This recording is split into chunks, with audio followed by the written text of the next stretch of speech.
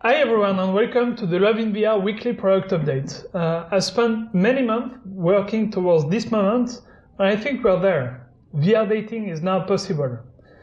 This calls for celebration. Celebration done. So in this video I will bring you on the first ever VR date and then I will explain to you a bit the tech behind it. If you guys followed my previous videos, last week I completed the date request mechanic in LovInVR. So as of last week you could search for a date, ask someone on a date and that person could accept or reject your date. Well, this week I've progressed quite a bit because you can actually be on a date, meaning you can see your date move and speak. It looks pretty cool if you ask me. So without further ado, let me get on with my date. And since I'm a married man, my date is going to be my wife and co-founder of LovInVR, Junjun. Sweet, are you ready? Yes, I am. Let the show begin.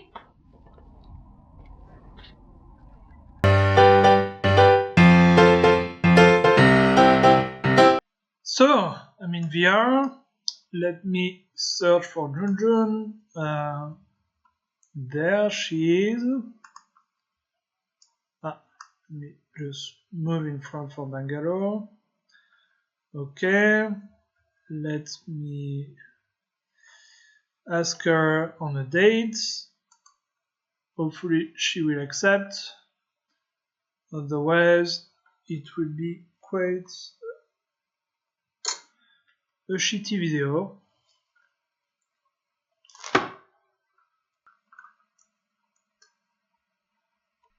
Hello. May I say that you look much handsome than in real life?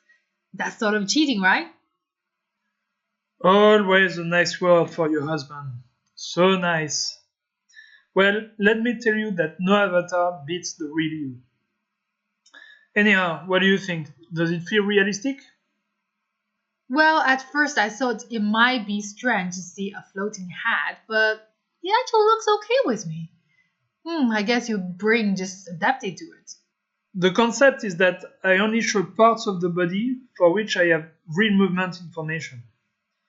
So I know how your head moves because I get the movement from your Gear VR, but I have no idea how your hands move, for instance.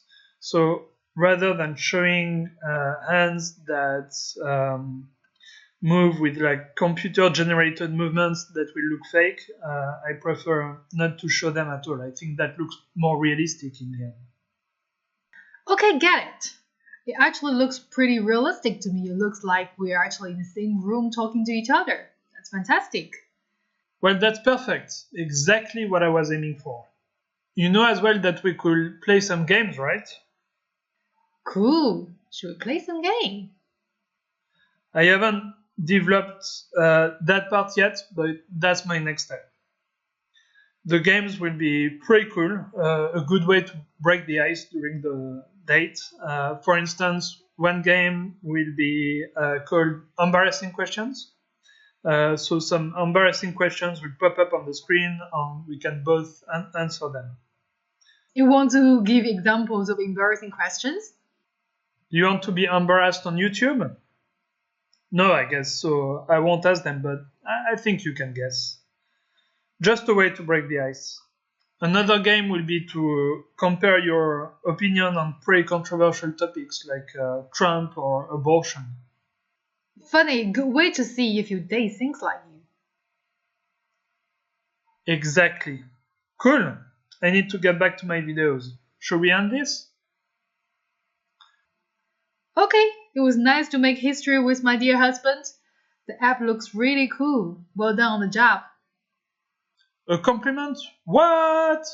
You must really like it then. Thank you.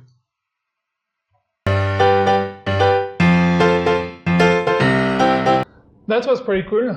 It's really nice to see something that you've worked on for so many months finally take shape. It's a very rewarding feeling. So since this is a product video, let me maybe explain a couple of things about the product.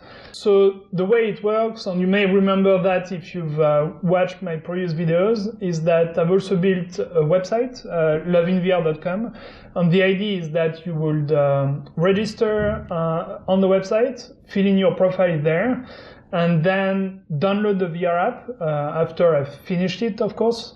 In the VR app, once you log in, it pulls your profile from the website, and it also pulls a list of other LovInVR users that are matched for your profile, and build one bungalow for each of those users. So you could see in the demo I just made, Junjun, because she's a match for my profile, I could see her bungalow, I could see that she was in VR and available for a date. And same thing on her side, she would have seen a bungalow for me, showing that I was available. She could also have asked me on a date. And then once you request someone on a date, they can either accept or reject your date. If they accept it, you're both inside their bungalow and you can have your date, et voila. Of course, the beauty of VR is that I could just stop the date at any moment and go to another bungalow and have another date straight afterwards. I think that VR is a perfect medium to screen many people in a short amount of time until you find someone that you really enjoy interacting with and that you want to meet in real life. For the techies amongst you, in LovInVR, I've pretty much done everything myself, including the designs. So if you think it sucks, I'm the one to blame, basically. The only external packages that I've used are photon networking, so for the networking part, so in order to send movement and voice data once you're in a date. I've also used a Oculus plugin called OVR Lip Sync, that what makes my avatar lips move according to the voices. You surely noticed in the demo video. And of course, I've used the various device SDKs for the Gear VR, Oculus Rift, and HTC Vive. On the engine part, I use Unity. And for the designs, I use Blender. So a huge amount of credit is due to those two softwares as well. There we are. I hope you enjoyed the video, and if you did, please give it a thumb up and subscribe to our channel.